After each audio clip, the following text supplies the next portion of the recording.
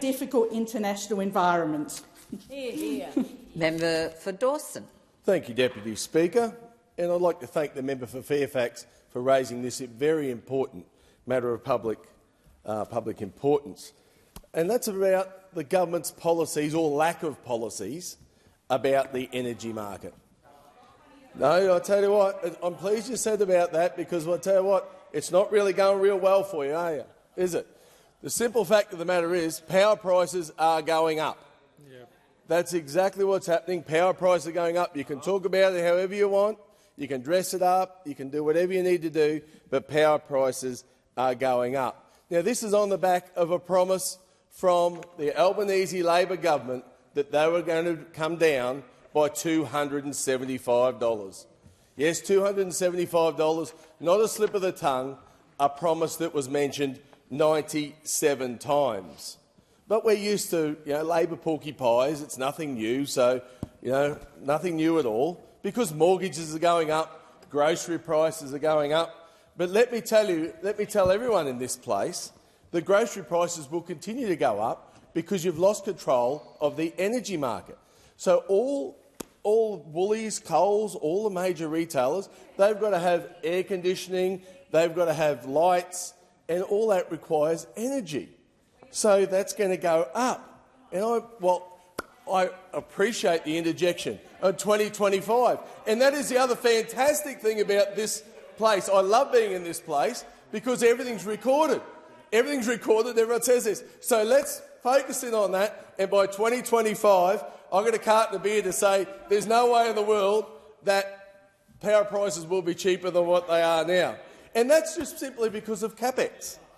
The trajectory that the current government is taking us down of this renewable energy path at all costs, simply will not work.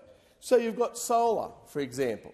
When a generator develops a solar farm, first thing they do is they wipe out all the vegetation in there, and we'll talk about that a bit later.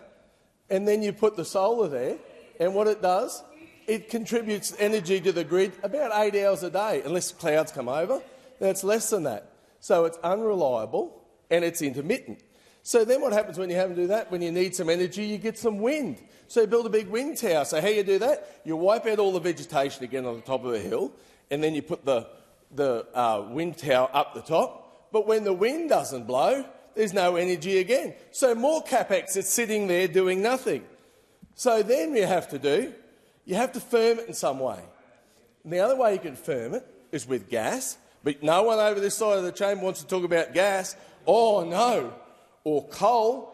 Certainly not coal. The Treasurer couldn't even mention coal in the budget speech that contribute over $100 billion to the economy. Over $100 billion. Oh, no, we can't mention coal. And you aren't even brave enough to have the conversation about nuclear. You need to at least have the conversation about nuclear. So we've got all this steel and all these mystical and magical things happening out in the environment. But when we talk about when you got rid of all the vegetation, there's this very valuable thing called photosynthesis.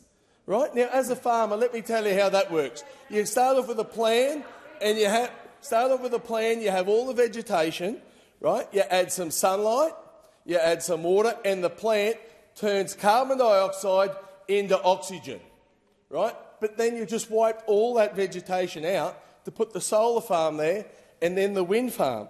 It simply does not make sense. And then to back it up with, we've got the Queensland ridiculous hydro scheme, pumped hydro scheme, next to Youngla Dam. It is just absolutely crazy. To actually use a pumped hydro system, you need some energy to pump the water up. There's no energy there. There's no transmission there.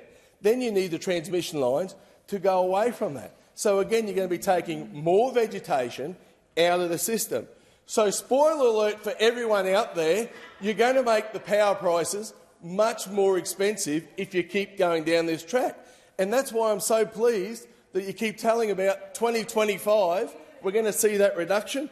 I will wait for that reduction. I'll really look forward to it, because you can't have transition without transmission.